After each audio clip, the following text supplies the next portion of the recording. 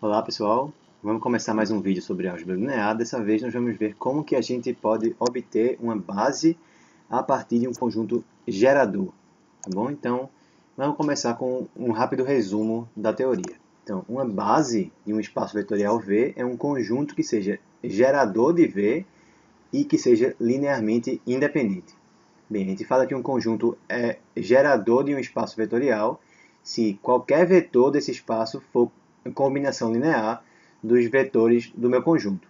E ele é linearmente independente se a única combinação linear nula dos vetores desse conjunto, ou seja, A, V1 mais B, V2 mais C, V3, etc., igual a zero, for aquela que tem todos os coeficientes iguais a zero. Tá bom? Então, base é gerador e LI ao mesmo tempo.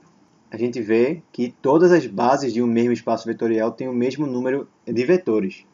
Tá bom? Se você pega duas bases de um mesmo espaço, elas sempre têm que ter a mesma quantidade de elementos. E esse número de elementos é o que a gente chama de dimensão do espaço. Um outro fato importante é que se o espaço tem dimensão n, então qualquer conjunto que tenha mais do que n vetores é necessariamente linearmente dependente, é LD. Então, por exemplo, se nós estivermos em R3, que tem dimensão 3, qualquer conjunto com mais do que 3 vetores tem que ser LD. Então, isso significa que esse conjunto contém ao menos um vetor que é supérfluo, que é combinação linear dos outros vetores do conjunto. A gente pode descartar esses vetores supérfluos. Se V é uma combinação linear de V1, V2 até Vn, então o subespaço gerado por V1, V2, Vn e V é igual ao subespaço gerado por V1, V2 até Vn. Se eu tiro V aqui do meu conjunto gerador, o meu subespaço gerado continua sendo o mesmo. Lembrando que o subespaço gerado por V1, V2 até Vn é o conjunto de todas as combinações lineares desses n vetores. A ideia então é que quando a gente elimina o vetor supérfluo, a gente continua com o conjunto gerador. Se eu fizer isso para todos os vetores supérfluos, eu ainda vou ter um conjunto que é gerador, mas que agora vai ser LI, porque não tem mais nenhum vetor que é combinação linear dos demais. Então, se eu cheguei em um ponto que o meu conjunto é tanto gerador como LI, ele é uma base.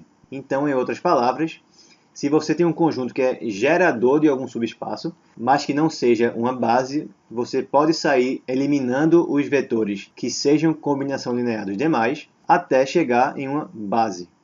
Então vamos ver como é que a gente determina quais vetores que são supérfluos. Então vamos supor, a princípio, que W é o subespaço gerado por V1, V2 até Vn. Então a primeira coisa que a gente vai fazer vai ser montar a matriz M, cujas colunas sejam as coordenadas desses n vetores, em qualquer base, tá certo? Por que que a gente faz isso? Vamos verificar agora com um exemplo. Então suponha que o V1 seja 1, 2, 3, V2 seja 1, 3 e 5, V3 seja 1, 1 e 1, e V4 seja 6, 13 e 20. Como que eu posso determinar se V4 é uma combinação linear dos outros três vetores? A gente escreve x vezes V1 mais y vezes V2 mais z vezes V3 e iguala ao V4. Se existir alguma solução para isso aqui, se existirem x, y e z que tornem essa equação verdadeira, aí esse vetor vai ser combinação linear dos outros. Se não existir, aí ele não é.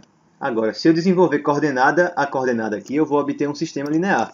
Ó, eu vou ter x mais y mais z é igual a 6. Se eu olhar só para a primeira coordenada, se eu olhar só para a segunda coordenada, eu vou ter 2x mais 3y mais z igual a 13, 3x mais 5y mais z igual a 20, se eu olhar só para a terceira coordenada. Em outras palavras, se esse sistema for possível, esse vetor vai ser combinação linear dos outros. Se ele for impossível, aí esse vetor não vai ser combinação linear dos outros.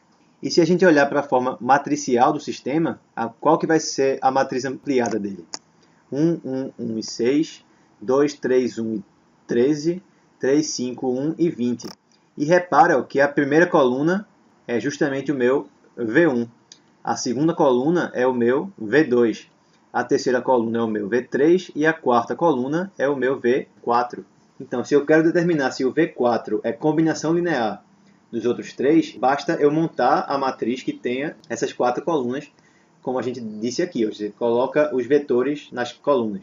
Então, como é que eu vou saber se ele vai ser combinação linear ou não em termos do escalonamento? se no final de tudo, na forma escada, o posto da matriz dos coeficientes for igual ao posto da matriz ampliada, o sistema é possível, e sendo assim, o vetor V4 é combinação linear dos anteriores. Agora, se o posto dessa matriz aqui, dos coeficientes, for menor do que o posto dessa matriz aqui, a matriz ampliada, aí quer dizer que o sistema é impossível. Então, o vetor V4 não é combinação linear dos vetores que vieram antes dele. Isso a gente pode usar para mostrar que o V4 é combinação linear dos que vieram antes. Mas e se eu quiser ver se o V3 é combinação linear do V1 e do V2? Aí qual que vai ser a ideia? Eu vou montar a matriz que tem como colunas o V1, o V2 e o V3. Note que ela está aqui, ó. Então, se eu ignorar essa última coluna, agora aqui eu vou ter os coeficientes de x, aqui eu vou ter os coeficientes de y, e aqui agora seriam os meus termos independentes. Porque agora seria o V3 que estaria do lado de cá da minha igualdade. Então, se no final do escalonamento essa matriz aqui tiver o mesmo posto que essa matriz de cá, quer dizer que esse vetor aqui vai ser combinação linear dos que vieram antes. Se, por outro lado, essa matriz tiver posto menor do que essa, a matriz com as duas primeiras colunas tiver posto menor do que a matriz com as três primeiras colunas, aí o terceiro vetor não é combinação linear dos dois que vieram antes. Então essa é a ideia. Se no final do escalonamento o posto de uma matriz é menor do que o posto da próxima matriz, a última coluna considerada entre os vetores iniciais não vai ser combinação linear dos vetores que vieram antes. Agora, se quando eu passar de uma matriz para a próxima, os postos continuarem os mesmos, aí sim eu vou ter combinação linear. Então, obtenha uma base para o subespaço de R4 gerado por esses quatro vetores aqui. Certo? Como é que a gente faz? Coloca os vetores nas colunas e vamos escalonar até chegar na forma escada. Então, vamos começar fazendo essas três operações elementares. A linha 2 eu vou somar com a linha 1. A linha 3 eu vou subtrair pela linha 1. E a linha 4 eu vou tirar duas vezes a linha 1. A gente vai ficar com, repete a linha 1, a linha 2 eu só somo, vai ficar 1 a menos 1 dá 0, 1 mais 0 dá 1, 2 menos 1 dá 1, 1 menos 2 dá menos 1. A linha 3 eu faço ela menos a linha 1, então 1 menos 1 dá 0, 1 menos 1 dá 0, 2 menos 2 dá 0 e 1 menos 1 também dá 0. Então zerou tudo aqui na linha 3. Na linha 4 eu faço 2 menos 2 dá 0, 1 menos 2 dá menos 1, 3 menos 2 vezes menos 2 dá menos 1, e 3 menos 2 vai dar 1. Agora eu uso esse 1 aqui para zerar o resto da minha segunda coluna. As operações elementares vão ser linha 1 menos linha 2, e a linha 4 eu vou fazer linha 4 mais linha 2. Então vamos ficar, ó, repete a segunda linha, a primeira linha vai ficar 1 menos 0 dá 1, 1 menos 1 dá 0, 2 menos 1 dá 1, e 1 menos menos 1 vai dar 2. E agora, a linha 4 eu somo com a linha 2, vai dar 0, 0, 0 e 0. Então, cheguei na forma escada. Aí, vamos lá, como é que a gente agora vai analisar? A minha primeira matriz tem posto 1. A minha segunda matriz, com as duas primeiras colunas, tem posto 2. Isso quer dizer que o segundo vetor, esse aqui, não é combinação linear do primeiro. Então, esses dois aqui eu posso colocar na minha base. Eles não vão, nenhum dos dois vai ser supérfluo. O posto da segunda matriz, com as duas primeiras colunas, é 2. O posto da terceira matriz, com as três primeiras colunas, também é 2. A terceira coluna é combinação linear das duas primeiras colunas. Então, eu posso descartar esse vetor aqui. Ele não é necessário para a minha base. Agora, a terceira matriz tem posto 2. Tem duas linhas não nulas. A quarta matriz também tem posto 2. Continua com duas linhas não nulas. O posto não aumentou. Quer dizer que o quarto vetor é combinação linear dos anteriores. Então, eu também posso descartar esse último vetor. Quer dizer que a minha base é formada apenas por esses dois vetores aqui, os dois primeiros. Os últimos dois eu posso descartar porque esse método está me mostrando que esses vetores são combinações lineares dos dois anteriores. Basicamente, em termos dos pivôs, as colunas que ficam com os pivôs, grava isso aí, as colunas na forma escada que ficam com os pivôs me indicam quais vetores originais que eu vou pegar para a minha base. os pivôs aqui ficaram na primeira coluna e na segunda. Quer dizer que os vetores que vão entrar para a minha base vão ser o primeiro e o segundo. O terceiro e o quarto não vão entrar porque não teve nenhum pivô nessas duas colunas. Certo? Então isso me diz qual é a base. Mas o bom é que esse método ainda me fornece uma forma de verificar se as minhas contas estão corretas. Lembra aqui, ó, se eu ignorar aqui essa última coluna, essa matriz aqui, ela me mostra se o terceiro vetor é combinação linear dos dois primeiros. Lembra que no outro slide a gente viu que isso aqui ficava uma matriz ampliada, né? Aqui eram os coeficientes de x, aqui eram os de y, aqui eram os termos independentes. Então, se a gente escalona, a gente chega nisso aqui, ó. 1, 0, 1, 0, 1, 1 e o resto 0. Ou seja, se aqui são os coeficientes de x, aqui são os de y e aqui são os independentes, quer dizer que se eu tentar escrever esse vetor como x vezes esse mais y vezes esse, o x vai ser 1 e o y vai ser 1 também. Quer dizer que essa coluna aqui, os coeficientes que aparecem nela, me dizem como que é a combinação linear que eu posso escrever esse vetor em termos dos anteriores. Tá certo? 2 menos 1, 2 e 3, aqui o terceiro vetor, está dizendo que ele é 1 vezes o primeiro, mais 1 vezes o segundo. Vamos ver se isso realmente bate. Tá certo? 1 mais 1 dá 2, menos 1 mais 0 dá menos 1, 1 mais 1 dá 2, e 2 mais 1 dá 3. Então, realmente, deu certo.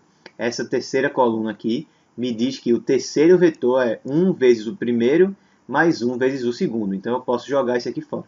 Vamos analisar agora essa outra coluna aqui. Se eu ignoro essa coluna, se eu ignoro esse vetor, que eu já sei que eu posso eliminar, e eu tento escrever esse vetor aqui como combinação linear desses dois, ou seja, tentar escrever esse vetor como x vezes esse mais y vezes esse, a matriz que a gente ia ter seria, a primeira coluna seria essa aqui, os coeficientes de x, o meu primeiro vetor, aqui os coeficientes de y, que fica o segundo vetor, isso aqui não ia ter, e aqui eu teria os termos independentes.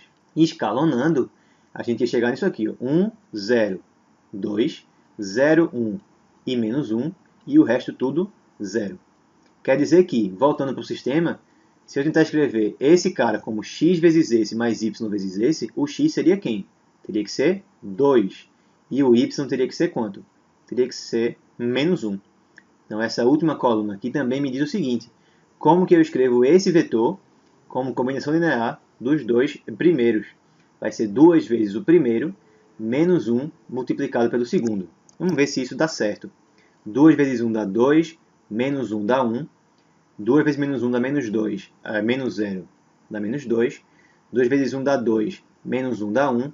2 vezes 2 dá 4, menos 1 dá 3. Então, realmente bateu, quer dizer que as minhas contas estão certas. Esse método, então, além de me dizer quais vetores que eu posso usar para colocar na minha base, as colunas que não têm pivô, elas ainda me dizem informações importantes. Como que eu escrevo esses outros vetores aqui como combinação linear dos vetores anteriores. Então, em breve nós teremos um outro vídeo sobre isso aqui para nós praticarmos mais como que a gente extrai uma base de um conjunto que é gerador e também como que a gente pode usar esse método para obter bases para o subespaço soma e para o subespaço interseção. Então, se você gostou desse vídeo, curta, inscreva-se no canal, ajude a gente a crescer. Realmente espero que vocês tenham gostado. Um grande abraço e até o próximo vídeo.